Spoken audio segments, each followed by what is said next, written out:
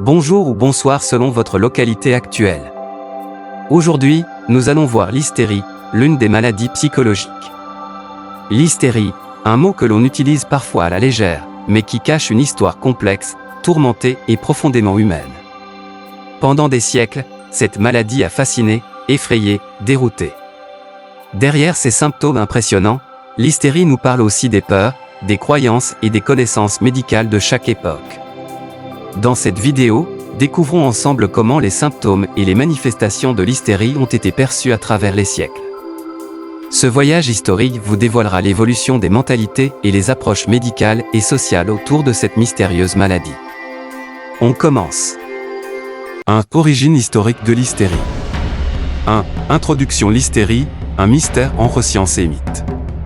Bienvenue dans ce voyage au cœur d'un des troubles psychologiques les plus anciens, les plus controversés et les plus fascinants de l'histoire humaine, l'hystérie. Ce mot, vous l'avez peut-être entendu dans un film, dans un article, ou dans une conversation où quelqu'un disait « elle est complètement hystérique ». Mais que cache réellement ce thème? Est-ce une véritable maladie? Un simple stéréotype sexiste? Une exagération? Une injustice médicale? Ou encore un trouble neurologique réel mais mal compris? Ce que vous allez découvrir ici dépasse la simple explication médicale. Nous allons plonger dans l'histoire, la psychologie, la société et même les dérives idéologiques pour comprendre ce que l'on a appelé, pendant des siècles, l'hystérie. L'objectif de cette vidéo est de vous donner une compréhension globale, humaine et critique de ce concept. Car comprendre l'hystérie, c'est aussi comprendre comment une société traite ceux qu'elle considère comme anormaux, exagérés ou hors normes.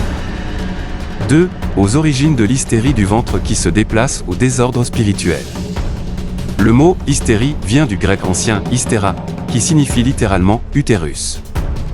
Dès l'Antiquité, certains médecins grecs pensaient que certaines femmes souffraient de symptômes étranges, étouffement, convulsions, paralysie temporaire, à cause d'un utérus errant dans le corps.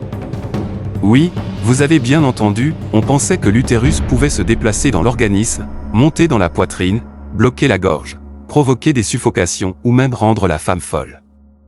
Cette idée, aussi farfelue qu'elle puisse paraître aujourd'hui, a pourtant structuré la pensée médicale pendant plus de 1500 ans. C'est le médecin Hippocrate, au 5 siècles avant Jésus-Christ, qui a le premier décrit ces symptômes comme liés au mouvement de l'utérus. L'idée sera ensuite reprise par Platon, Galen, et toute la médecine médiévale. L'utérus était vu comme une entité vivante, parfois capricieuse, qui pouvait créer un déséquilibre corporel si la femme n'était pas satisfaite sexuellement, assez mariée, ou enfantée. 3. L'hystérie dans le Moyen Âge en médecine et possession démoniaque. Au Moyen Âge, le discours médical perd du terrain au profit du discours religieux. Ce que les Grecs voyaient comme un problème d'utérus devient désormais un problème spirituel. Une femme qui criait, convulsait, pleurait de manière incontrôlable, ou semblait avoir des visions, était considérée comme possédée par un démon. Des milliers de femmes ont été accusées de sorcellerie pour des comportements qui, aujourd'hui, relèveraient d'un diagnostic médical ou psychiatrique. Dans certaines régions d'Europe, on parlait même de « danse de Saint-Guy » ou de « choré hystérique » pour désigner ces crises de mouvements involontaires. Les traitements? Prière, exorcisme, jeûne, flagellation ou pire, bûcher. C'est une période où la femme malade est perçue comme une source de danger, non seulement pour elle-même, mais pour l'ordre divin et social. L'hystérie devient ainsi un prétexte pour réprimer les comportements féminins jugés inacceptables. 4. Renaissance et médecine. Le retour du corps, mais pas de la raison. À partir du XVIe siècle, avec la Renaissance et le retour de l'étude anatomique, la médecine tente de reprendre la main sur l'hystérie. Des médecins comme Thomas Sydenham en Angleterre ou Jean Fernel en France commencent à décrire plus rigoureusement les symptômes, étourdissement, sensation d'étouffement, paralysie, douleurs migrantes, épisodes d'amnésie. Mais une constante demeure, l'hystérie reste perçue comme une maladie des femmes. Le rôle de l'utérus est parfois remis en question, mais la croyance selon laquelle les femmes sont plus vulnérables émotionnellement et mentalement reste omniprésente. Les traitements évoluent, on parle de saignée, douche froide, massage pelvien, bain de vapeur, et plus tard de sédatifs. Mais la médecine reste imprégnée d'une vision patriarcale. Si la femme souffre, c'est souvent à cause de sa nature fragile, sensible, nerveuse ou même sexuelle. Sainte, le tournant du 19e siècle Charcot, l'hôpital de la Salpêtrière et l'hystérie spectacle. Le 19e siècle est un moment décisif dans l'histoire de l'hystérie. C'est à cette époque que le célèbre neurologue français Jean-Martin Charcot, à l'hôpital de la Salpêtrière à Paris, commence à étudier l'hystérie comme une maladie neurologique, et non plus comme une affaire d'utérus ou de sorcellerie. Charcot observe que certaines femmes présentent des symptômes physiques intenses mais sans cause organique détectable, paralysie, convulsions, crise de panique, cécité temporaire, mutisme. Il les photographie, les expose lors de séances publiques et tente d'identifier des types d'hystérie. Ces femmes deviennent des objets de fascination. On assiste à une forme de spectacle médical, des foules de médecins, de journalistes et de curieux viennent voir ces crises, presque comme un théâtre du mal-être. Les patientes les plus célèbres sont même photographiées, dessinées, analysées, parfois comme des stars, involontaires de la folie. Mais si Charcot contribue à médicaliser l'hystérie, il renforce aussi l'image d'une femme malade, spectaculaire, mystérieuse et incontrôlable. La société regarde ces femmes non pas comme des personnes souffrantes, mais comme des curiosités. 6. Freud et la psychanalyse. L'hystérie devient langage du corps. C'est l'un des élèves de Charcot, un certain Sigmund Freud, qui va proposer une révolution totale dans la manière de voir l'hystérie. Freud affirme que ces symptômes ne viennent pas du corps, mais de l'esprit. Plus précisément, il pense qu'ils sont l'expression d'un conflit psychique inconscient. L'hystérie devient alors un langage symbolique, le corps parle à la place de l'âme. Une femme qui ne peut plus marcher exprime peut-être un traumatisme. Une autre qui devient muette traduit une impossibilité à dire une vérité douloureuse. Freud théorise l'idée de conversion, une émotion refoulée se transforme en symptôme physique. L'hystérie devient ainsi le cœur même de la psychanalyse naissante. C'est à travers l'étude de l'hystérie que Freud développe les bases de l'inconscient, du refoulement, de la libido et du transfert. Mais malgré cette avancée théorique, la psychanalyse conserve un biais genré, l'hystérie est encore largement associée aux femmes. Freud lui-même parle d'un complexe d'Œdipe féminin pour expliquer certaines formes d'hystérie. Ce que vous venez d'entendre, c'est la naissance mouvementée d'un concept médical et social, traversant les siècles comme un miroir des peurs et des fantasmes de chaque époque. De l'utérus errant à la femme possédée, de la patiente de Charcot à l'analysé de Freud, l'hystérie a toujours été plus qu'un symptôme, elle est un reflet des tensions entre le corps et l'esprit, entre le pouvoir médical et la société, entre le masculin et le féminin. Mais cette histoire ne s'arrête pas là. Dans le prochain chapitre, nous verrons quels sont les symptômes concrets de l'hystérie selon les différentes époques, comment elle se manifeste, et ce qui la distingue des autres troubles psychologiques. Restez avec nous, car ce voyage ne fait que commencer. 2. Les symptômes et manifestations de l'hystérie à travers le temps. Depuis l'Antiquité, les manifestations de l'hystérie fascinent, inquiètent et interrogent. Ce trouble, longtemps associé uniquement aux femmes, a donné lieu à une multitude de descriptions cliniques et de fantasmes sociaux. Dans l'Égypte ancienne, les crises hystériques étaient interprétées comme le déplacement de l'utérus dans le corps féminin. Les femmes victimes de convulsions, de suffocation ou de comportements étranges étaient traitées par des fumigations, censées ramener l'utérus à sa place. En Grèce antique, Hippocrate évoquait déjà ces évanouissements nerveux et parlait d'un utérus errant. L'idée que le trouble était lié au corps féminin s'est durablement installée. Au Moyen Âge, les symptômes hystériques convulsions, hallucinations, catatonie étaient souvent perçus comme des signes de possession démoniaque. Les femmes atteintes étaient parfois exorcisées ou brûlées comme sorcières.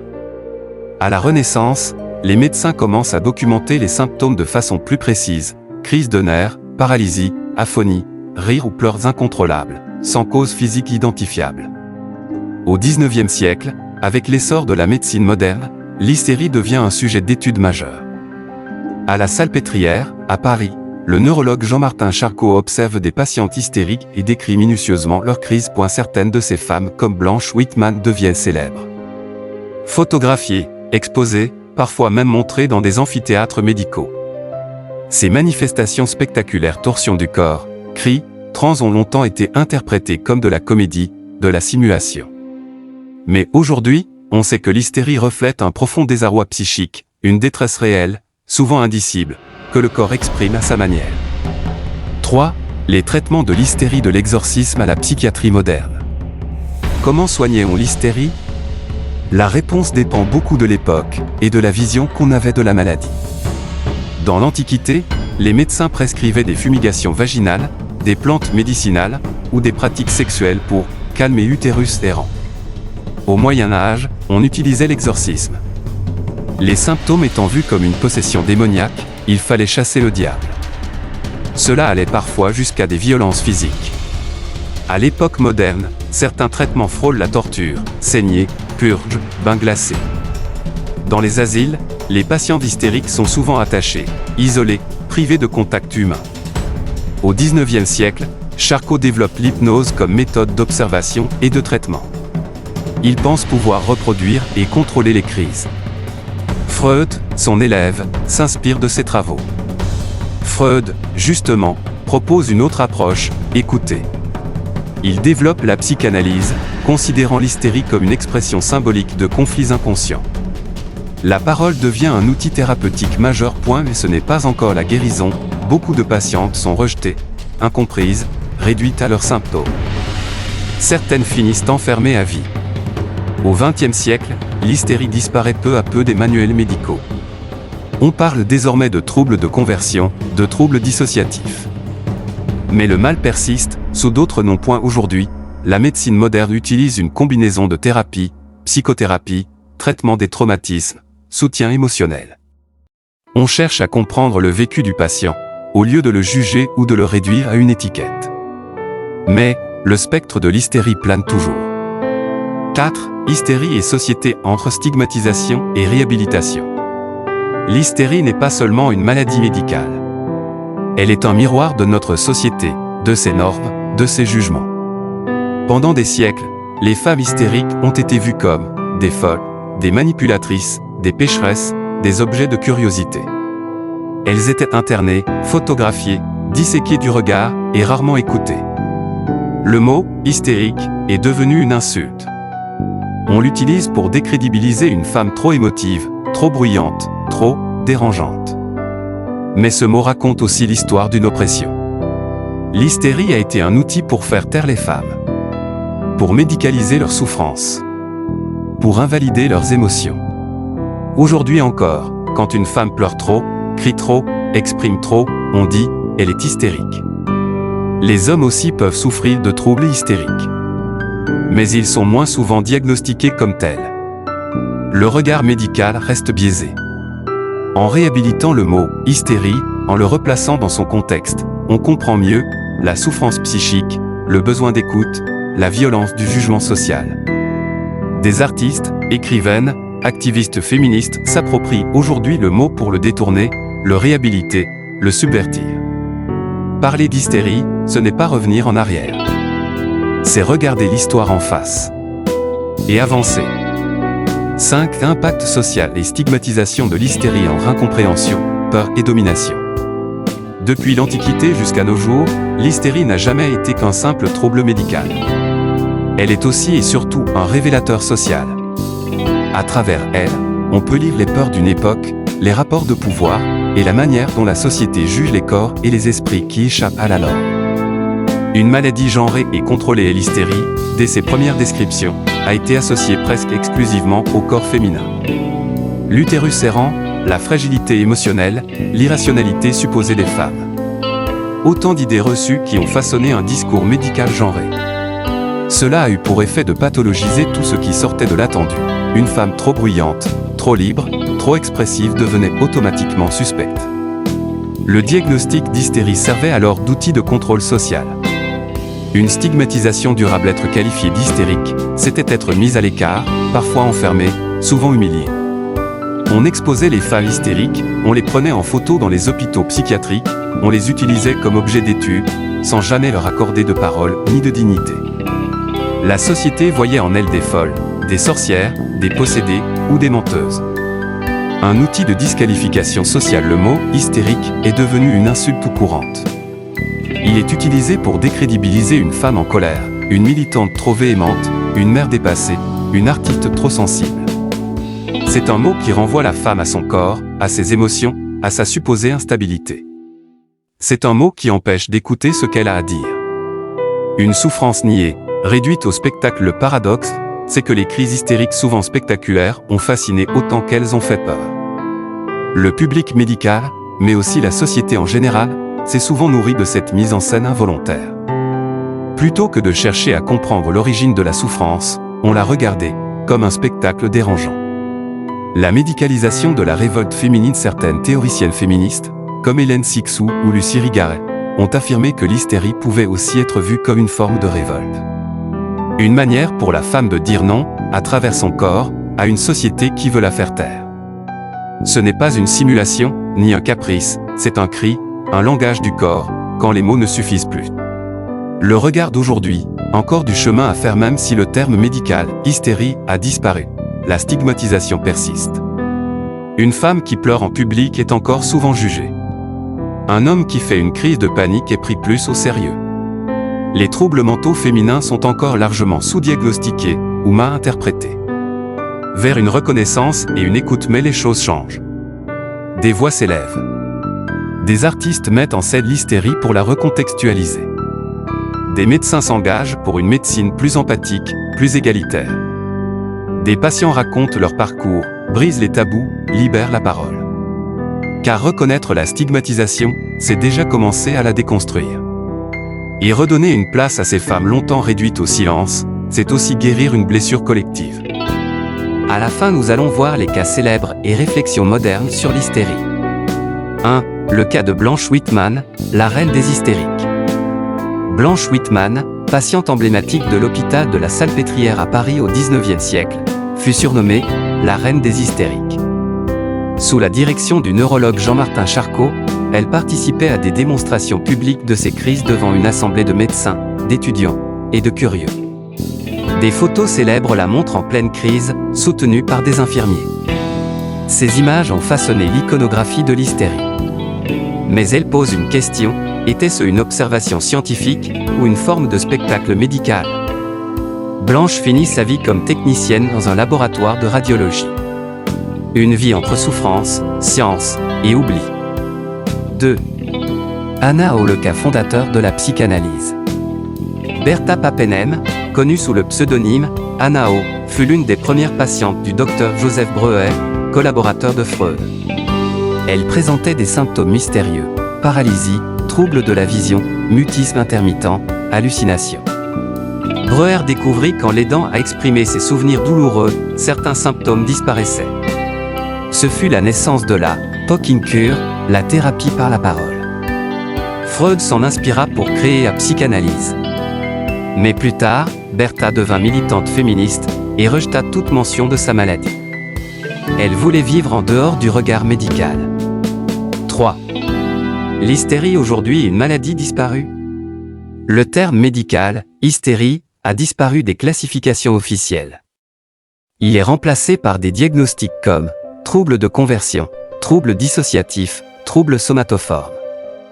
Mais la réalité, elle, demeure. Des patients consultent pour des douleurs sans cause organique, des personnes vivent des paralysies temporaires inexpliquées, des crises de panique prennent des formes théâtrales. Et surtout, le jugement social persiste, on accuse encore certains malades de simuler, d'exagérer, d'inventer. L'hystérie a changé de nom, mais pas de visage. 4. Pourquoi il faut encore parler d'hystérie ? Parce que c'est un mot historique qui raconte beaucoup sur la condition féminine, les origines de la psychiatrie, le rapport entre le corps et l'esprit, les erreurs du passé et les défis du présent. Parce qu'en parler, c'est rendre hommage à toutes celles et ceux qui ont souffert en silence.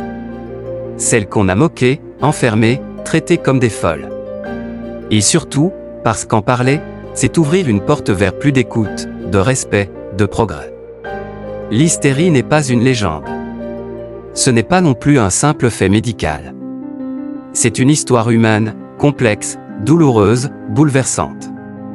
Elle nous pousse à repenser notre façon de voir les symptômes invisibles, écouter la souffrance des autres, respecter ce qui ne se voit pas, soigner sans juger, comprendre sans dominer. Et peut-être qu'un jour, au lieu de dire « elle est hystérique », on dira « elle a besoin d'aide, écoutons-la ». Merci d'avoir suivi cette vidéo jusqu'à la fin. Abonnez-vous, partagez, et surtout, soyez bienveillants, avec les souffrances invisibles. À très bientôt pour une nouvelle exploration psychologique. Je vous aime bien fort. Pour d'autres conseils et accompagnements psychologiques, dites-nous en commentaire. N'hésitez pas, nous sommes ensemble de la formation à la guérison. À très bientôt pour une nouvelle exploration psychologique de troubles mentaux ignorés, oubliés ou mal connus. Que Dieu, le Tout-Puissant vous protège.